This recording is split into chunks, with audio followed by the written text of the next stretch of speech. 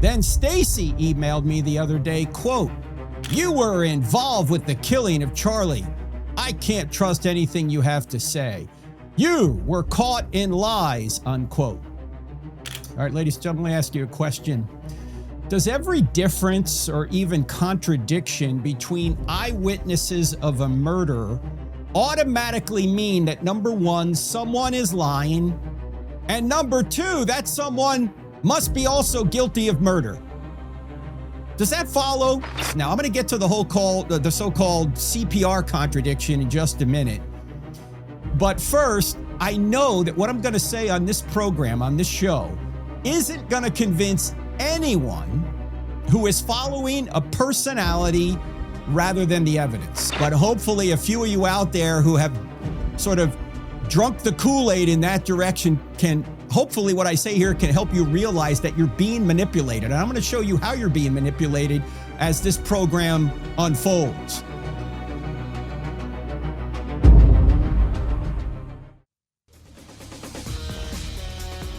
Ladies and gentlemen, someone by the name of Brianna wrote in to me and said, "Why have you said on multiple podcasts that you performed CPR on Charlie Kirk in the car en route to the hospital, but Brian Harpool is one of the security guys in the car, said on Sean Ryan's show that no CPR was performed and you were only praying in the back seat?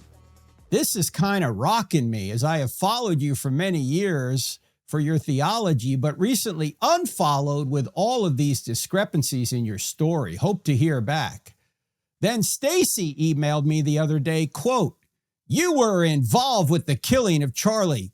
I can't trust anything you have to say.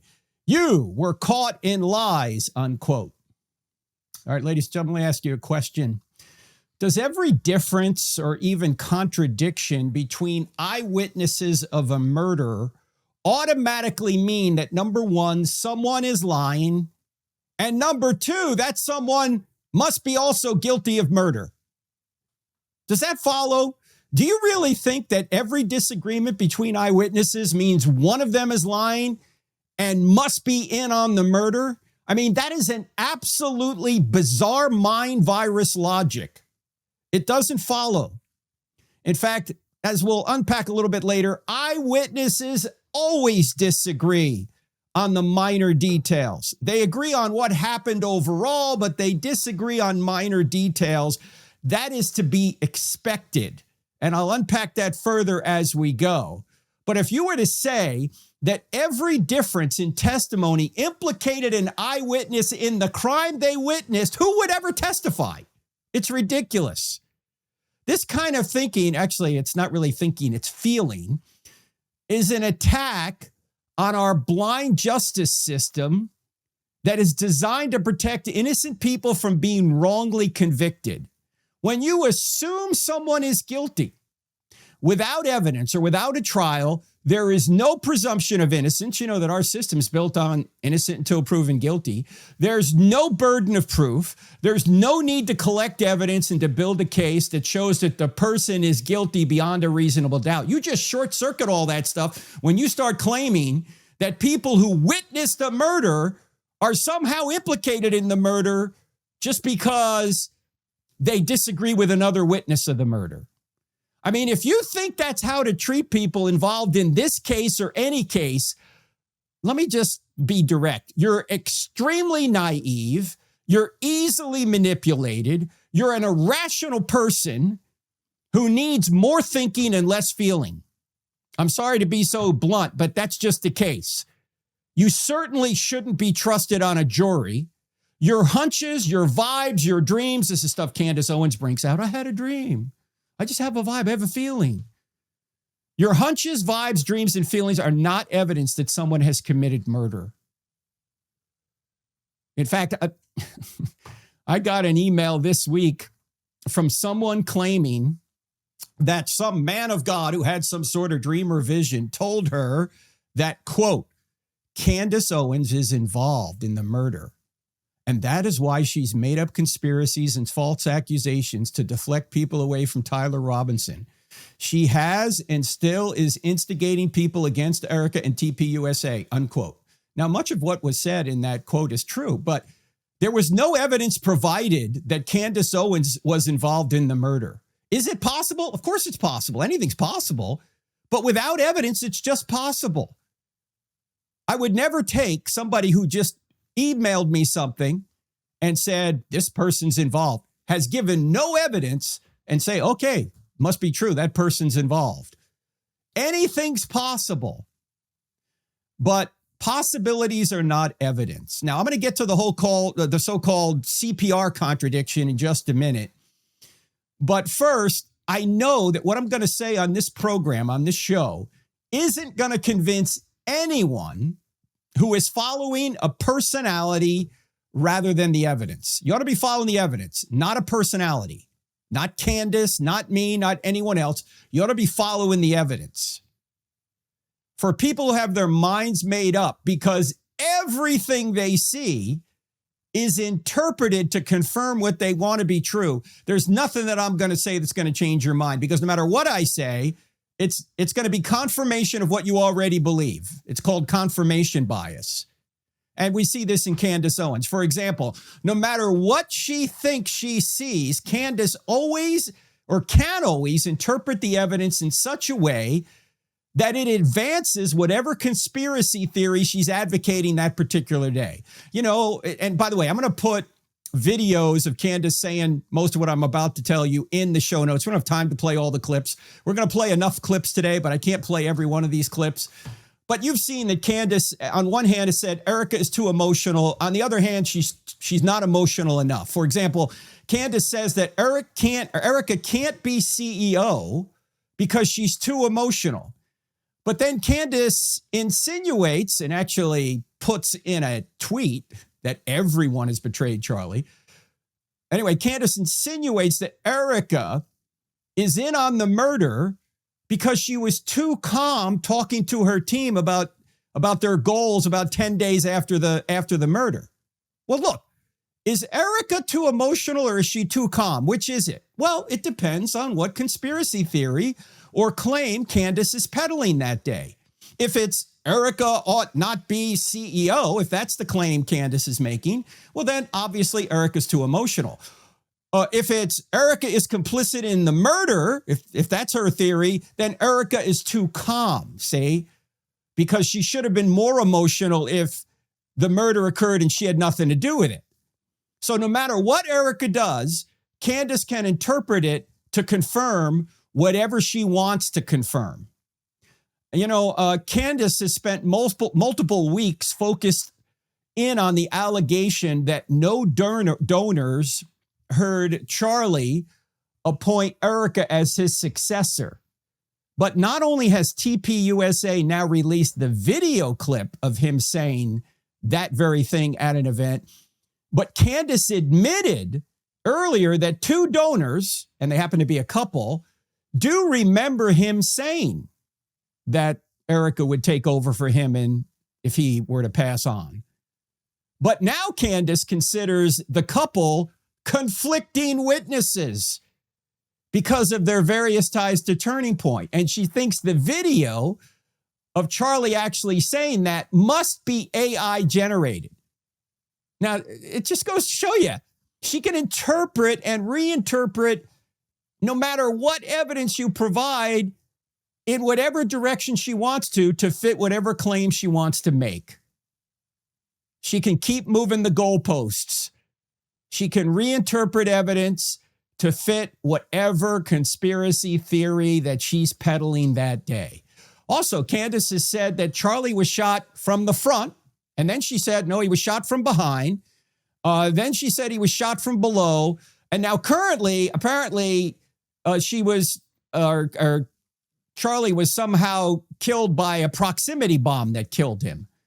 And another problem with that, of course, or another accusation associated with that is that those of us that actually had tried to help Charlie afterwards and brought him to the hospital, we had to take off our clothes to get all that evidence of the residue from the bomb off, and we had to destroy all that so nobody would discover it. That's her claim, apparently. But look, which is it? Was Charlie shot from the front, from behind, from below, or was it some proximity bomb? Well, it depends on what conspiracy theory she's peddling that day. Again, we're going to put the videos for all this in the show notes. Candace also said that Charlie was a boy genius. But apparently Charlie wasn't really a genius because according to Candace, all the people that Charlie handpicked to be in his family and on his team betrayed him. So was Charlie a genius or was he a dummy? Which is it? I think it really depends on what conspiracy theory she's peddling that day. She also said that either Brian Harpool is lying about the drone over the event or Frank Turek is lying about the drone over the event. So she at one point said, well, you know, Frank's a military man and military men don't really lie about these things. So Frank's not lying about it. But now when we have this so-called CPR difference, Candace says that I'm the one, Frank is the one telling lies. Look, is Frank honest or is Frank a liar? Which is it? It depends on what conspiracy theory that Candace is peddling that day. Now, I realize that some people can sometimes tell the truth and sometimes people can tell the lie, but it isn't inconvenient that she thought I was trustworthy about the drone, but I'm not trustworthy about CPR. So it really just depends on what conspiracy theory she's peddling. It doesn't matter what the evidence is. It's always interpreted in such a way as to confirm whatever she wants to confirm that day. This kind of reminds me, for those of you who are older like I am, years ago, Monty Python put a movie out. The group of comedians known as Monty Python called The Life of Brian. And it was kind of a spoof on the story of Jesus where people mistake Brian for the Messiah rather than Jesus. And at one point during the movie, all these people who are following Brian say to Brian, Brian, are you the Messiah? Are you the Messiah? He says, I'm not the Messiah. He keeps denying he's the Messiah. And then one of them says, it's just like the Messiah to deny that he's the Messiah. And then Brian says, okay, I am the Messiah. And they all go, he is the Messiah. It doesn't matter what evidence is given. The people are always going to conclude that Brian is the Messiah.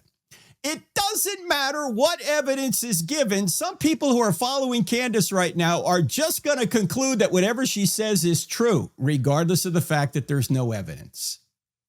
So I know I'm not going to convince people who think everything is evidence of a conspiracy, but hopefully a few of you out there who have sort of drunk the Kool-Aid in that direction can hopefully what I say here can help you realize that you're being manipulated. And I'm going to show you how you're being manipulated as this program unfolds.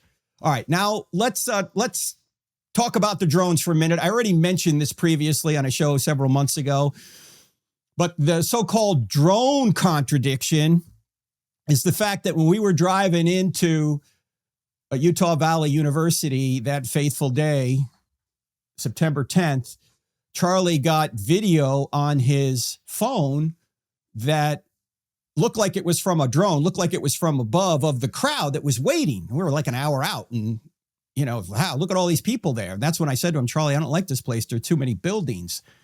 But Charlie just shrugged that off because he was brave and he knew he had to put himself at least in some harm's way. If he was going to love people, he can't completely wall himself off. In any event, it really looked like drone footage. And I said it like 5 days after the murder on the podcast about Charlie Kirk. I said, we got drone footage. I just assumed it was drone footage. You see something from above you, oh, it's got to be a drone. That's what you think in today's society because drones are everywhere. But then it turned out Brian Harpool at some point later, may have been the Sean Ryan podcast. I don't know when he said this, but he said there were no drones up. We couldn't have drones up. And in retrospect, especially when I went back to UVU in March, and I think I realized this even prior to that, there was a walkway above us, that there was a breezeway that went out into this amphitheater-like area, and there was a building above us, so you could kind of walk under the building, look like it was like a hallway. And then on top of it, you could stand up there. And there were people standing up there. And so what probably it was someone with an iPhone from his team just taking an aerial shot from that top of the building there to show us how big the crowd was. I just assumed it was a drone, but Brian was probably right. It wasn't a drone. It was a iPhone just up on that building. Now, that contradiction, nobody was lying. I was just misinformed. I thought it was a drone, but apparently it wasn't. Either that or it was a drone early on that maybe someone from the team had there, not the security team, but the marketing team, and then they brought it down before the event occurred. That's possible too. But every difference in a case between eyewitnesses doesn't mean it's a contradiction, doesn't mean it's a lie. Sometimes it's just one person was misinformed or one person noticed something another person didn't. Now, what about the CPR difference? Well, I'm going to let Candace explain that. Here she is. If we continue to look at the actual evidence of the car, we then have to ask ourselves, what could account for Frank Turek's, and it has to be a lie, according to Brian Harpel, it's a lie. Frank Turek says that he himself, Frank, tried to start CPR. And to be clear, we can immediately determine that Frank Turek is likely the one lying in that scenario and not Brian Harpel, because Charlie was lying across the seats, okay? His middle section was therefore not flat. You cannot conduct emergency CPR on a person that is laying across two captain chairs with their midsection in the air. Brian, both of his hands are occupied. He would be, it's not an ideal position at all, but like he's the person that would be in the position to address Charlie's chest area. It's not possible, okay? You need a flat surface to do CPR. Everybody knows this. And Brian has already admitted that it was him that was on the floor, down on one knee beside the chair because Charlie's legs were dangling off, okay? Candace doesn't know what she's talking about. Candace wasn't there. It wasn't just Brian in the back seat. It was also Rick. In fact, Rick was sort of holding Charlie's head, all right? I was over the top. So I was from the third row, if you will, and Charlie was laid out from my left to my right where his legs were out the door, as Candace just said, because he was too tall. And to my right was Brian. To my left, where Charlie's head was Rick, okay? Most of his back was on the left seat, okay? And Brian is correct that most of the ride, we weren't doing any CPR. We couldn't do CPR. We're trying to stop the bleeding. So no CPR was done. It wasn't until the last, say, 30 seconds of the ride that I thought to myself, we got to be nearing like 8 or 9 minutes and he's not breathing and there's no heartbeat. I've got to at least try. It's probably going to be futile, but I got to at least try to start his heart and get some air in him.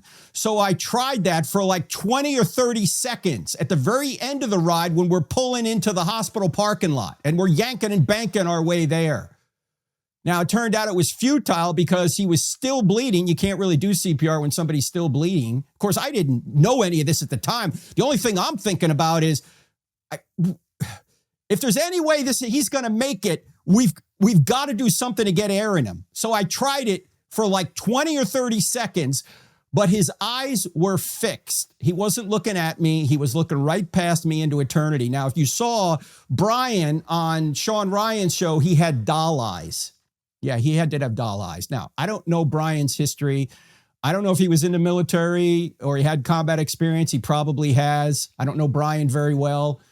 I was in the military, but I never saw anybody shot. I never saw anybody shot and bleed out. I never saw, well, Charlie, he didn't just bleed out. He was, according to the surgeon, he was killed instantly. And in the back of my mind, I thought that was true, but am I going to try? Of course I'm going to try. And we were all trying. We were trying to stop the bleeding the whole way. So it's not a contradiction. Brian is generally right. Yeah, we weren't spending time on CPR because we were just trying to stop the bleeding. But at the very end, I said, I got to try it. I couldn't live with myself if, say, they did revive him and he had, say, brain damage. Got to try and get air in him. So we tried. And as you know, when we did get to the hospital, they did get his heart started. And the surgeon later said, you can do that in a healthy person. They could already be dead, but if he's a healthy person, young person, strong heart, you can restart the heart. When they restarted the heart, we thought, hey, maybe there's hope. Rick and I were praying out loud the whole way. Brian's right about that. We're praying out loud the whole way. Oh, and one other thing. Some people are saying, you said you were on FaceTime for 9 hours. I never said I was on FaceTime for 9 hours. I was FaceTiming my son and daughter-in-law when the shot rang out. I put the phone in my pocket, not even remembering they were there, because as soon as Charlie shot, I'm heading toward him and then running with him. I just put it in my back pocket. They heard the entire thing until we got to the hospital. When I pulled it out of my pocket, they were still there. I, talked to them and said goodbye. That's when I called Jack Hibbs to pray. And Seth Dillon called me because he had heard what had happened. So I'm talking to him on the phone. I wasn't talking for 9 hours. Somebody online said I said I was on FaceTime for 9 hours till we got to the hotel. No, to the hospital. It was in my back pocket. It's amazing how misinformation just goes everywhere. Now, let me say something about eyewitness accounts. There is no verbal or written account that is a complete account. It always takes longer to describe an event than experience it. In fact, we know this. You know this if you go to work and you come home and your spouse says, hey, how was your day, honey? It would take you longer, if you worked for 8 hours, it would take you longer than 8 hours to explain everything that happened that day than to just live the 8 hours.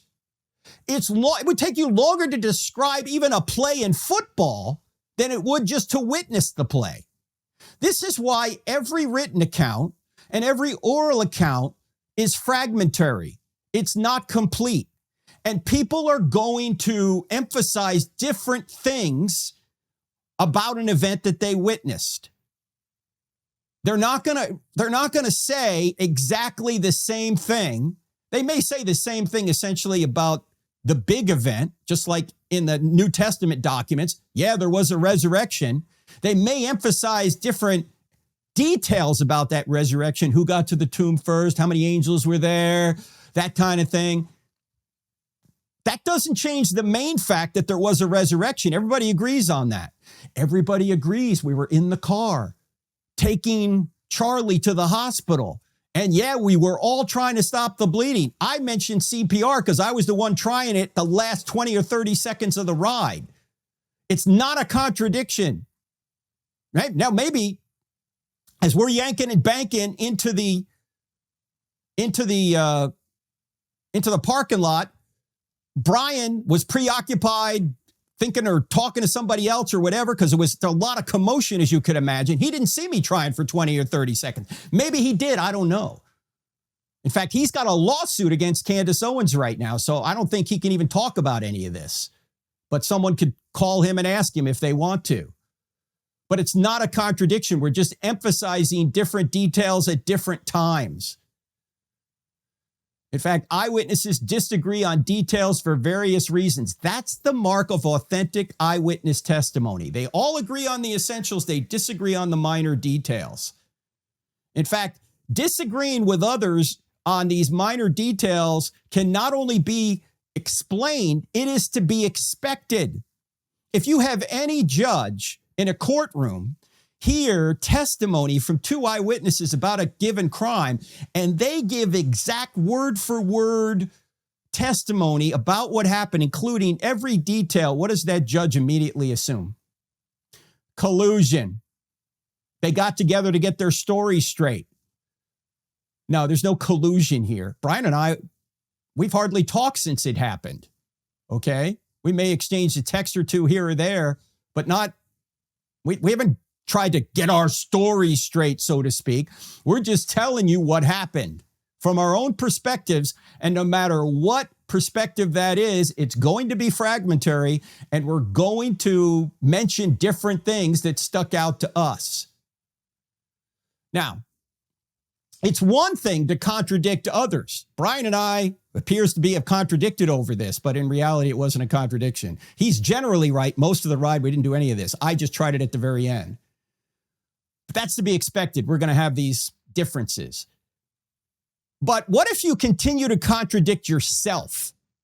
That seems a bit more of a serious blow to someone's credibility. Now, look at how often Candace Owens disagrees with herself. This is a video Nathan Livingstone put together on X. Here it is. Check this out.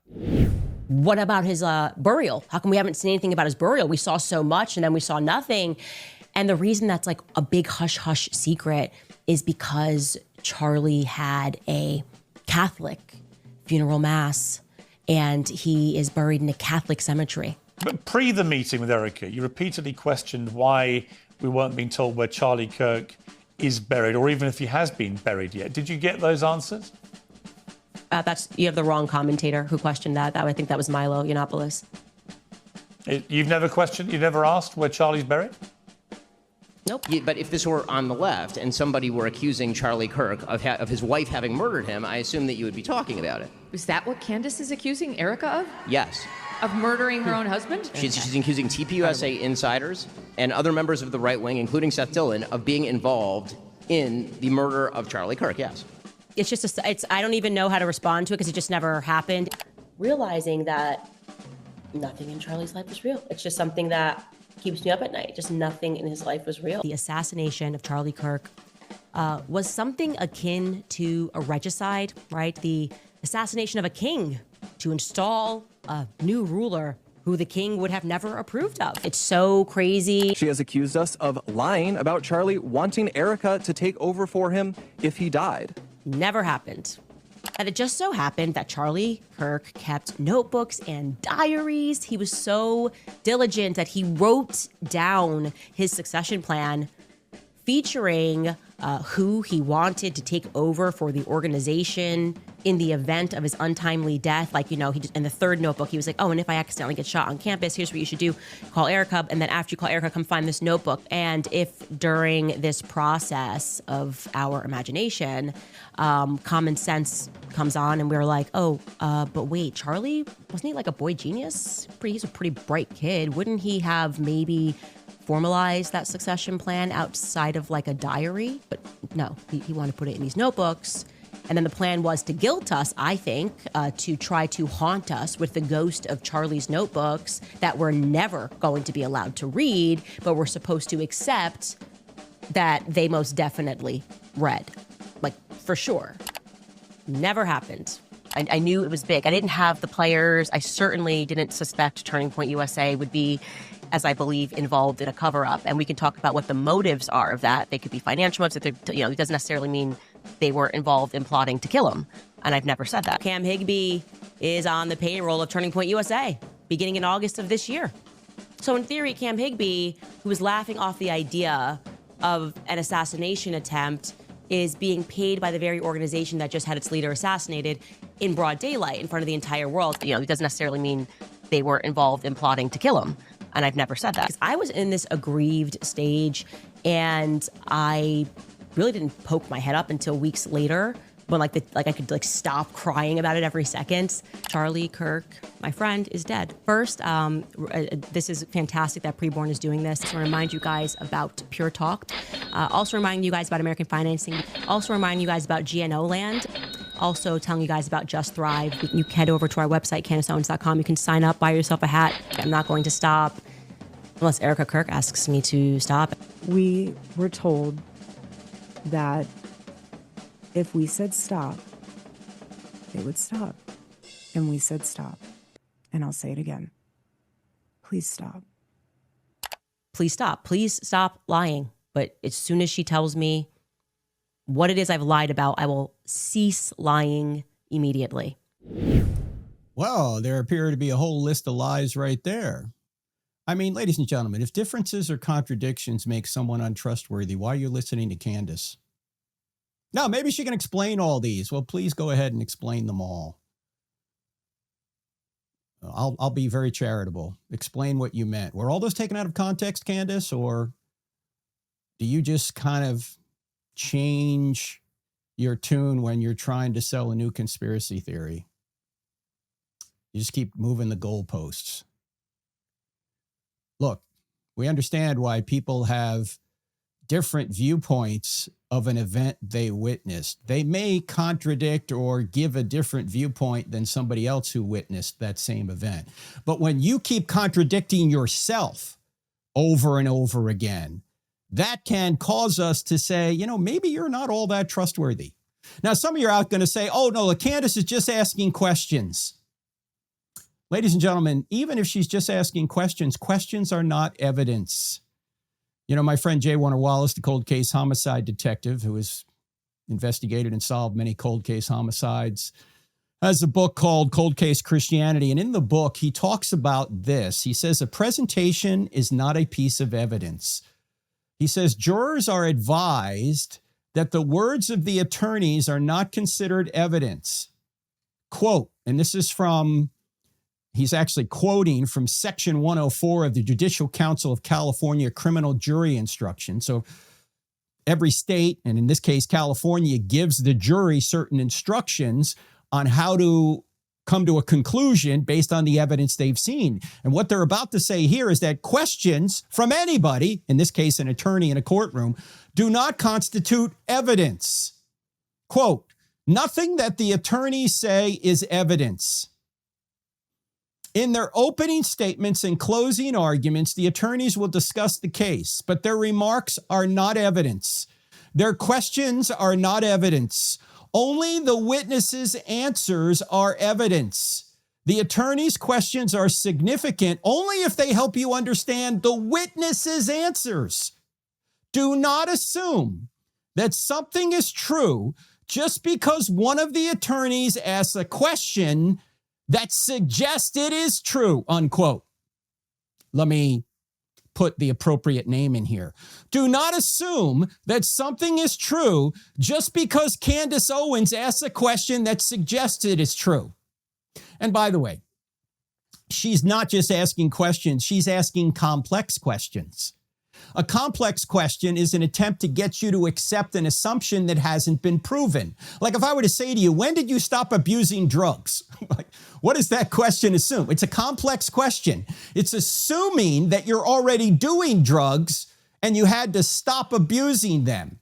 It assumes you were a drug user at one time. So it's complex. It's assuming without proving a particular point. And this is what Candace Owens does when she says, who is lying about the drones or who is lying about CPR? Is it Frank or is it Brian? This assumes what hasn't been proven, that every disagreement about what happened means someone must be lying. We've already talked about it. No, we're not lying. We just had different perspectives. Maybe one of us was mistaken, but doesn't mean we're lying. Or maybe one of us talked about the fact that, yeah, the car ride wasn't about CPR. It wasn't. It was about stopping the bleeding. It's not till the last 20 or 30 seconds I said, I got to try it. Candace also commits a logical fallacy known as poisoning the well. This is, by the way, ladies and gentlemen, this is why we should be teaching logic in every school in America. We don't teach logic in public school anymore. Instead of teaching kids what to think, we're teaching them, or let me say it another way. Instead of teaching kids how to think, we're teaching them what to feel. And that can be dangerous. Because if you start following your feelings without reason or without moral restraint, you're going to wind up in a very bad place. And you're probably going to not only hurt yourself, you're going to hurt a lot of other people. And that's what's going on in this case here. She's hurting a lot of innocent people by fallacies, by not thinking clearly, by relying on feelings rather than evidence. But let's talk about this fallacy known as poisoning the well. That's the fallacy where you find one problem in a person's past or one inconsistency in a person's testimony. Frank said there were drones. Brian said there wasn't. Oh, they can't be trusted. And you conclude that everything that person says must be untrustworthy. Now, it's not poisoning the well if a person has repeatedly lied about important matters like it appears Candace has. Now, as I said, maybe she can explain those contradictions. She's free to go through that video and explain why they're not contradictory. The video that we played earlier, we'll put that video by itself in the show notes as well. But if not, it might be wise not to believe everything she says. You say, oh, no, wait, Candace is just pursuing justice for Charlie. Ladies and gentlemen, in order to pursue justice, you always need evidence. You can't get justice without evidence. So if this is about justice, how is it just to insinuate without evidence that Charlie's widow murdered her husband? You know, as I've said before, God takes a very negative view of abusing widows and orphans. Exodus 22:22 basically says, if you're abusing a widow or an orphan and that widow or orphan cries out to me, to God, God says, I'm going to hunt that abuser down with a sword and kill them. In Deuteronomy 19, it says, if you accuse someone, this is in the Old Testament economy, the Old Covenant in ancient Israel, if you accuse someone of a crime falsely and you're found out, you get the penalty of that crime. In other words, if you accuse somebody of murder, a capital offense, falsely, and you're found out, you get executed. Man, that would shut down the internet. That would shut down Candace Owens' podcast because she seems to be accusing people left and right without evidence. So if it's about justice, how is it just to insinuate Erica is guilty? If it's about justice, how is it just to accuse the people Charlie personally picked for his team as complicit in his murder? Without evidence, by the way. If this is about justice, how is it just to accuse Charlie's friends without evidence that they were complicit in his murder? Remember the tweet she put out. Everyone betrayed Charlie. Where is the evidence, Candace? Possibilities are not evidence. Anything's possible. You could have killed him. That's possible. Any one of us could have killed him. Possible. But that's not evidence. Or had something to do with the killing. I mean, the people closest to Charlie, those people not only had no motive to murder Charlie, they had everything to lose if Charlie was suddenly gone. Erica, everything to lose. Mikey, everything to lose. TPUSA, the entire team, everything to lose. People say, oh, no, it was Israel behind it. Ladies and gentlemen, first of all, there's no evidence for that. And those of you may know, Candace Owens has been in a Jew hatred mode for several years now. That's what ultimately got her fired from several organizations. Well, at least certainly one, the Daily Wire, it seems. I'm assuming that's why she was let go. She obviously didn't see head-to-head with, or eye-to-eye with Ben Shapiro. But Charlie was not turning on Israel and, oh, Israel killed him. In fact, we were in a meeting together the day before of his murder with knowledgeable Israelis over in Israel. And one Israeli here in America, all on Zoom, to help Charlie better answer questions related to Israel, Hamas, and the entire region. He was not turning on Israel. He was doing his homework. He wanted to know what was going on in Israel and how to better answer questions related to the conflict. What points could they provide him so he could better answer questions? That's why Charlie and I were working together, by the way, so we could fine-tune one another on how to better answer questions on a college campus. In fact, I tell all about that. I just got this yesterday. You know, after you spend over a year writing a book, when you finally get a copy of it, just got this yesterday. This is a real copy of the book, The War on Reality, Recovering Truth in a World That Celebrates Lies. When you first get it, you go, finally, it's done. I kind of forgot what I wrote because it takes so long to write a book. But the first chapter is Murder on Campus. And it tells everything that I experienced that day and even prior to that day with Charlie, including the meeting with the folks from Israel. It also deals with some of these conspiracy issues and the memorial service and what was really concerning Charlie the last few days of his life here on earth. We know where he is now. He's absent from the body, present with the Lord. So he's still alive. He's just not with us. And then we cover a whole number of other topics about reality because there's a war on reality, ladies and gentlemen. Charlie was sort of a physical casualty of the war on reality. It appears anyway. And the pretrial hearings coming up. In fact, as this thing is being released, the pretrial hearings going on, and we're going to see more evidence, I think, that Charlie was a victim of people that were warring against reality. People that thought, oh, transgenderism was right, good, and normal, and anybody that speaks against it is some kind of fascist and needs to die. We're going to see this come out in the trial. Anyway, this book's now available in pre-order. And just so you know, it really helps a book for other people to see it if it's pre-ordered on Amazon in particular, because then Amazon orders more copies and they promote more of the book so more people see it. So if you're open to getting this book, I hope you are. It's got great stuff in it. It's because it's not just me. Phoenix Hayes, who's very witty, by the way. She has worked with Cross-Examine for a long time. Now she's on her own, but her and I got together to write this book. She's very witty. This book is not only covers serious issues, but it also does so in kind of a fun, may I say, slightly snarky way, because we cover some heavy issues and it's hard to get through them sometimes without going, oh, this is awful. So we tried to make it at least an enjoyable read, and I think it is. So check out The War on Reality. Pre-order it if you would. Also, we're just coming off our 250th anniversary as a country. Was America really founded on Christian values? What about the separation of church and state and so many other objections you see? Well, we have actually created a 2-page or 3-page handout that answers a lot of that. It's very colorful. If you go to our website, get the America 250 guide for free. In fact, we'll put the link to it in the show notes. But if you just go to crossexamine.org on the homepage, it should come up. And you just put your email address in there. We don't give your email address to anyone. And we email you the 250 guide.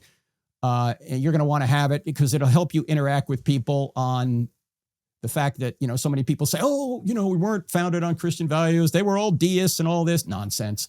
This little handout will help you. Also want to mention pastorsbrief.com. Go to pastorsbrief.com if you're a pastor or just a leader in ministry, or you're the leader of a small group, or you're the leader of a Sunday school, or just a Christian business leader, that kind of person.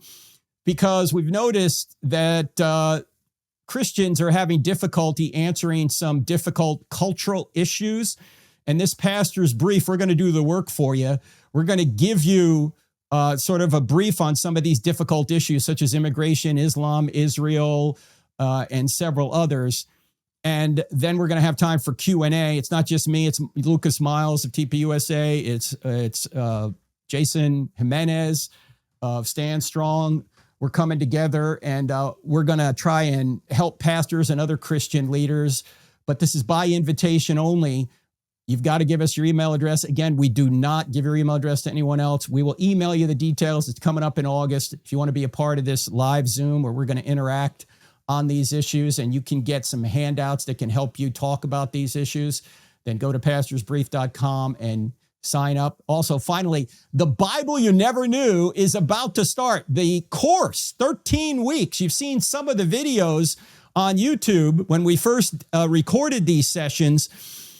The Bible You Never Knew points out how there are so many aspects of the Old Testament, so many characters, so many events, so many patterns, so many prophecies that point forward to Jesus. And they point forward to Jesus in ways that once you see them, you can't unsee them. And that's why Jesus said, look, the entire Old Testament is about me. So it's all pointing forward to me. And that's what the Bible You Never Knew is all about. The course starts in August. And if you want to be a part of it, I hope you do. Go to crossexamine.org, click on online courses. You will see it there. There are limited seats for the premium version. If you take the premium version, we are going to be live together on Zoom sessions for Q&A. So check all that out. All right, let's get back to the topic. As we were talking about just before, we were talking about the fact that a lot of what Candace has said about people that were closest to Charlie makes absolutely no sense from a motive perspective. First of all, there's no evidence, and there's no motive and no evidence for a motive that any one of these people would be involved. They would lose more than they would gain. The same is true, by the way, of the New Testament writers and apostles. They would have everything to lose by saying Jesus rose from the dead. Why? Because by saying Jesus rose from the dead, they got kicked out of the synagogue. They were all Jews, by the way. The writers of the New Testament were all Jews. They got kicked out of the synagogue, and then they got beaten, tortured, and killed. Last time I checked, that was not a list of perks. The last thing they wanted to admit was a resurrection, but they admitted it anyway. because it really happened. The last thing any of the people closest to Charlie wanted him or wanted to happen to him was him suddenly vanishing, killed, just gone. Because that not only obviously personally was a loss, but professionally it was a loss. There's no way replacing Charlie. And yet, Candace and others are out there insinuating that the people who loved him the most, the people that were closest to him, the people that had everything to gain by continuing to support him, were somehow in on his murder, and there's no evidence for it. So now, what Candace does and other conspiracy theorists, they speculate. They speculate about possibilities, but possibilities are not evidence. Candace has speculated that any one of a number of groups, people or governments, had something to do with Charlie's murder, either directly or indirectly. I mean, she's had Israel, Egypt, France. She said Erica, TPUSA, Mikey, me, FBI, Kash Patel, Seth Dillon, Bill Ackman, Brian Harpool. All these people somehow had something to do with it, or at least are lying about it. Now, Candace can put forth name after name without evidence. Notice one name she's not putting forward, Tyler Robinson, to whom the evidence is actually pointing. Now, for some reason, Candace knows it can't be some radicalized person on the left in a trans relationship getting violent, because, that's never happened before. No, never happened before. In fact, the question Charlie was being asked when he was murdered was a question about taking weapons from trans people, because per capita, trans people who identify as trans have a higher rate of violence using guns than other people. And so that was the question being asked. That's ironic that he was being asked that question when he was shot by someone allegedly in, or an alleged shooter in, a trans relationship. You can't make this up, ladies and gentlemen. Yet Candace seems to suggest that, oh no, we got to look elsewhere. It can't be him. You guys, I'm sure, have heard of Occam's razor, William of Occam. Occam's razor says you don't multiply causes beyond necessity. I mean, when people investigate crimes, they usually try and investigate a crime and come to at least a theory of who committed the crime by making the fewest number of assumptions given the evidence. I mean, what's probably the right answer as to who murdered Charlie Kirk, given the evidence that we have now? That a radicalized leftist in a trans relationship decided to murder a prominent and effective Christian who was against the transing of children and was also falsely tarred as a fascist. And apparently that's who Tyler Robinson, given the evidence we have now, thought Charlie was a fascist. And what are you supposed to do to fascists? Oh, they deserve to be killed, right? At least that's what he thought. Is that the most likely cause of this murder? The most likely explanation? Or is it that all the evidence implicating the shooter was staged by a vast conspiracy of sinister forces, disparate forces, by the way, that normally don't work together, that somehow got the shooter, his lover, his parents, the police, the forensic investigators, the judge, several foreign governments, and all the people who loved Charlie the most to conspire together to murder him? Is that the most likely scenario? I mean, you can investigate that. You can suggest that. But to say that that's more likely when you don't have any evidence is just foolish. Now, as I say, the trial hasn't even happened yet. We're going to see what happens when the trial comes. But I remember Chuck Smith saying this many years ago. Chuck Smith, a pastor out in California, talking about doubts about the Christian faith. Are you really sure it's true? And he said this: don't let what you don't know cause you to doubt what you do know. Don't let what you don't know cause you to doubt what you do know. Now, what do I mean by that? Sure, people have doubts. Nobody has all the answers.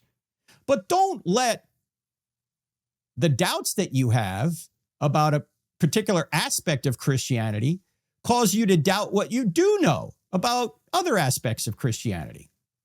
Like some people will say, well, I can't believe in God because, there's too much evil in the world. We've talked about that a lot on this program, but that doesn't disprove Christianity. In fact, Christianity is the answer to the problem of evil. If there was no evil, there would be no reason for Jesus to come. He came to solve the problem of evil. And evil wouldn't exist unless good existed, and good wouldn't exist unless God existed. So just because I can't explain why every evil thing occurs doesn't mean there's no God, because I do know that the universe had a beginning. I do know that it's fine-tuned. I do know that there's a moral law written on our hearts that only can come from a moral law giver. I do know that life requires some kind of intelligence, because not only the code in life requires a coder, but the little machines in life require some sort of engineer, some sort of designer.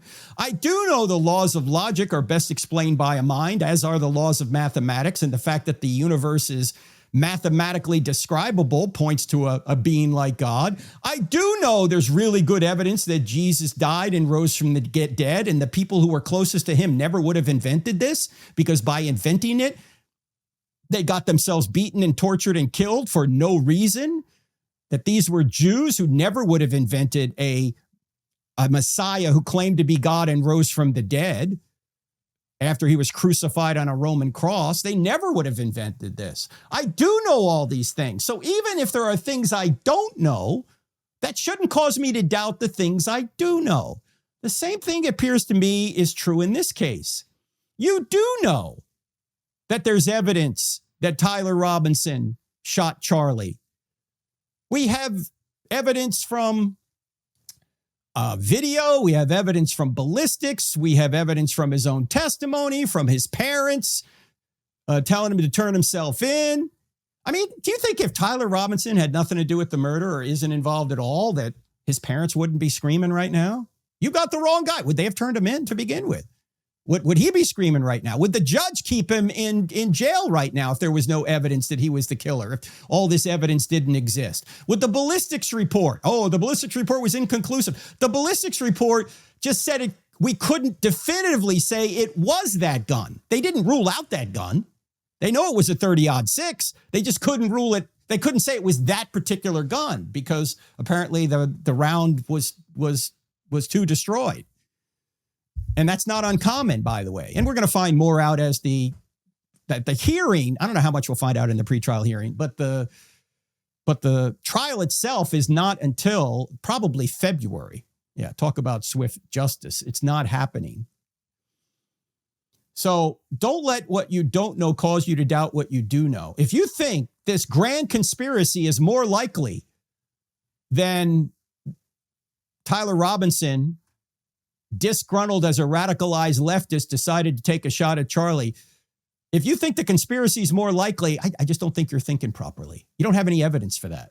Is it possible? Anything's possible. It's possible aliens killed Charlie. Possible. But what evidence do you have for it?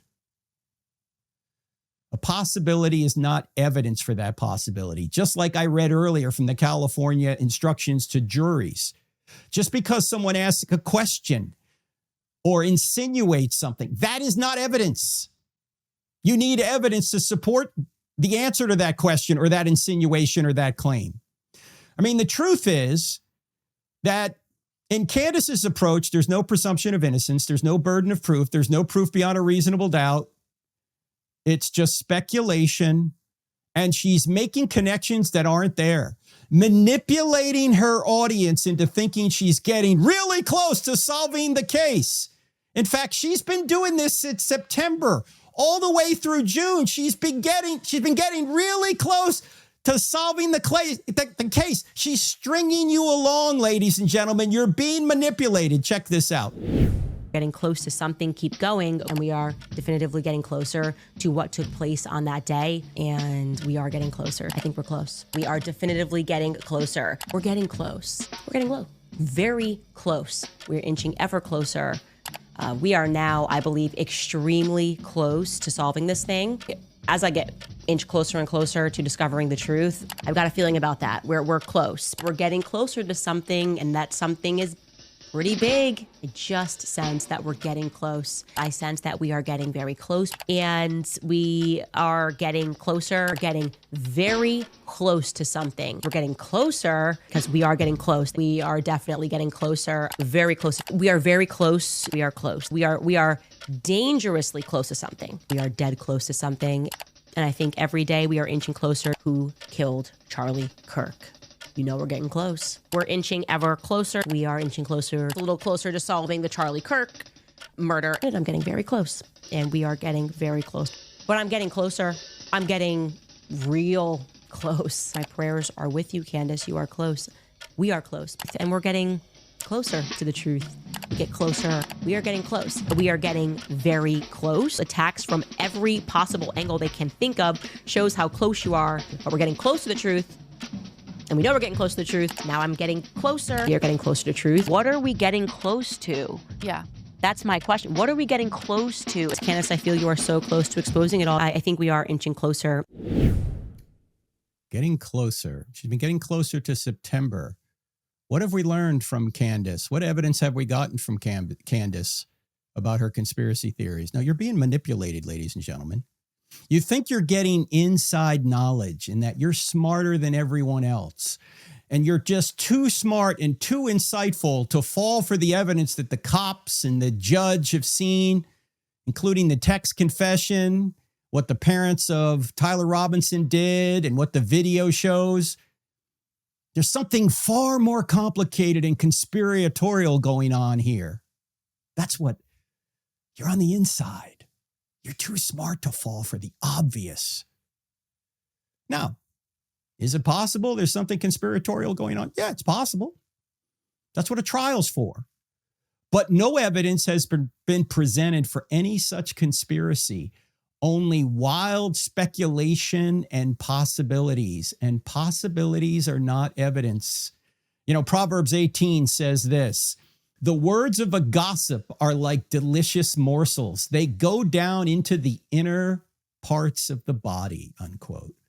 Isn't it great? Like you're getting inside information and you're in this parasocial relationship with Candace and you guys are a team and you're in this together and you're going forward trying to find justice for Charlie Kirk and nobody else is doing it.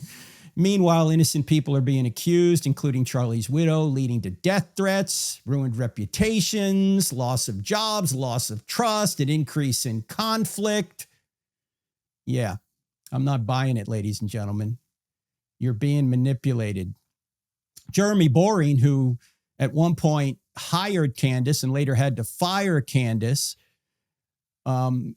has talked a lot about this. I want to play a short video from Jeremy. Very bright man. He was the CEO for a while for many years actually, of the Daily Wire with Ben Shapiro. He's since gone out on his own and created a new podcast. I was privileged to be on his show about a month ago. Myself, Ali Beth Stuckey, and David Limbaugh.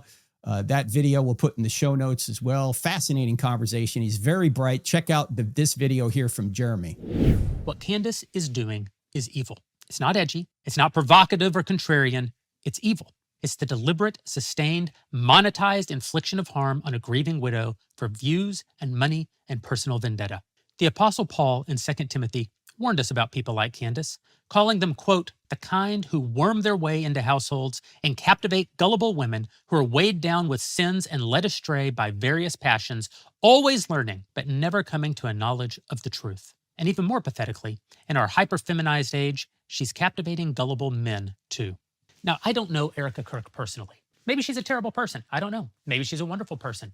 Maybe she was a great wife. Maybe she was her own brand of toxic femininity.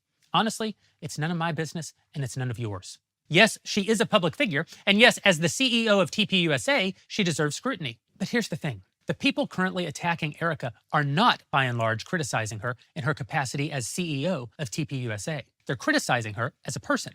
They're picking apart her facial expressions in old photographs, how much she cries or doesn't cry. They're speculating about her childhood and her family. They're dissecting how much her dresses cost or who she poses for photos at public events with. It's disgusting. It's immoral. It's unchristian, and it's wrong. If you're behaving this way as a woman, you are giving in to the worst impulses of your sex. And if you're behaving this way as a man, well, you aren't succumbing to toxic masculinity. You're being a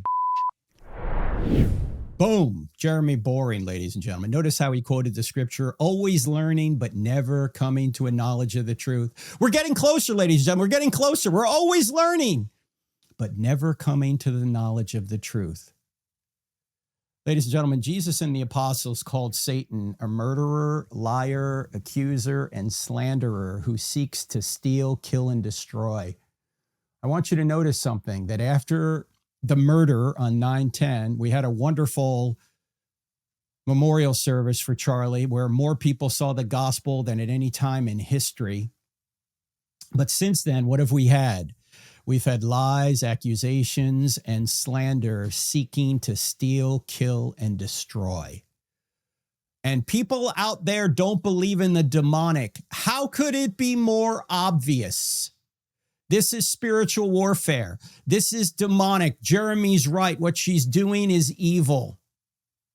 She's dragging a widow through the mud rather than supporting a widow and trying to comfort a widow. She's accusing and slandering a widow and the people that love Charlie the most without evidence. She's lying, she's accusing, and she's slandering.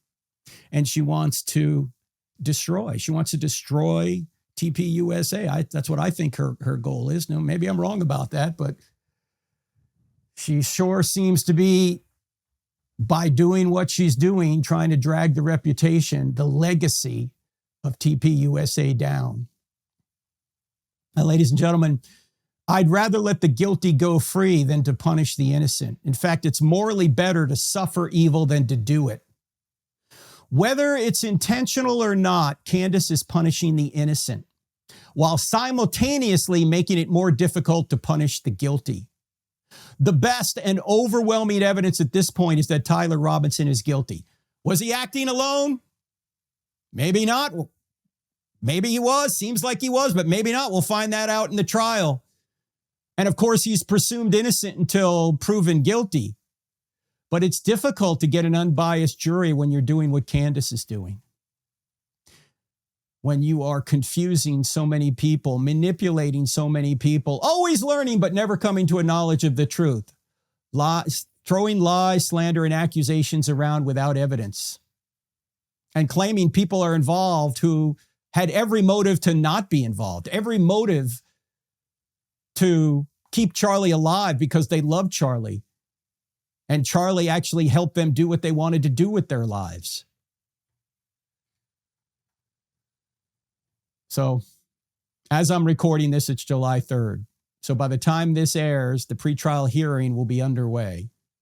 So keep in mind, there may be new evidence coming to light that I don't know about as I'm recording this, and we will deal with that after the hearing. We'll address it later. But I want to end on something that Seth Dillon, my friend Seth Dillon, said. Seth Dillon, as you know, CEO of the Babylon Bee, had a speech at the ARC conference in London a week or so ago. I think that's Jordan Peterson's conference. Tragically, Jordan couldn't be there. He's still sick. But apparently it was a great conference, and we'll put his speech in the show notes. But he was pointing out how free speech alone won't save us from tyranny and error. We need people who will exercise their free speech by telling the truth, not use their free speech to kill and destroy. And that's what evil is, ladies and gentlemen. Not use, by the way, their free speech just for clicks, just for sensationalism, to throw lies, accusations, and slander around, but free speech to build people up. Creation is building something up, creating something good. Evil is tearing something down. It's hard to build up. It's easy to tear down. Evil is anti-creation. And much of what I see out of Candace Owens and other conspiracy theorists is tearing people down who don't deserve to be torn down. They deserve to be ministered to. They deserve the benefit of any doubt. They deserve our love and our care and our concern. They don't deserve to be slandered. They don't deserve to be accused of things that there's no evidence for, and there's no motive, no reason they would ever want to be involved in such a thing. Yet tragically, that's what Candace is doing. Now, as I said on a recent program, I pray for Candace. I have nothing personally against Candace. I wish her success doing the good and the right and the true. But I will oppose her if she continues to tear people down unjustly. And we all should. We should call out evil behavior when we see it. So thank you for listening to this. I don't expect it to change anyone's mind who's following a personality rather than truth, but I hope it was helpful. Lord willing, we'll see you here next time. God bless. If you're looking for solid answers to life's biggest questions, don't miss the latest episode of I Don't Have Enough Faith to Be an Atheist. Find it on Apple Podcasts, Spotify, Pandora, iHeart, OnePlace, and Podchaser. Tune in, discover the truth, and share it with someone who needs it. Let's keep spreading the truth together.